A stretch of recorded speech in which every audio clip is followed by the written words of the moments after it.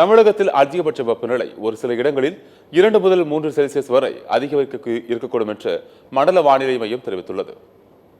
தமிழகத்தில் ஒரு சில இடங்களில் புதுச்சேரி மற்றும் காரைக்கால் பகுதிகளிலும் இடி மின்னலுடன் கூடிய லேசானது முதல் மிதமான மழை பெய்யக்கூடும் என்று வானிலை மையம் தெரிவித்துள்ளது. கோவை மாவட்ட மலைப்பகுதிகள் மற்றும் நீலகிரி மாவட்டங்களில் ஒரு சில இடங்களில் கனமழை பெய்ய வாய்ப்புள்ளது என தெரிவித்துள்ளது. இன்றும் நாளையும் தமிழகத்தில் அதிகபட்ச வெப்பநிலை ஓரிரு இடங்களில் 2 முதல் 3 டிகிரி செல்சியஸ் அதிகமாக இருக்கக்கூடும் என்றும் சென்னை மற்றும் புறநகரில் வானம் ஓரளவு மேகமூட்டத்துடன் காணப்படும் எனவும் வானிலை மையம் தெரிவித்துள்ளது. அதிகபட்ச வெப்பநிலை 36, 37 டிகிரி செல்சியஸை ஒட்டியும் குறைந்தபட்ச வெப்பநிலை 26 முதல் 27 டிகிரி செல்சியஸை ஒட்டியும் இருக்கக்கூடும் என்றும் தெரிவிக்கப்பட்டுள்ளது. இதற்கிடையே தமிழ்நாட்டில் இன்று அதிகபட்சமாக வேலூர் மாவட்டத்தில் 105 டிகிரி ஃபாரன்ஹீட் வெப்பம் பதிவாகியுள்ளது.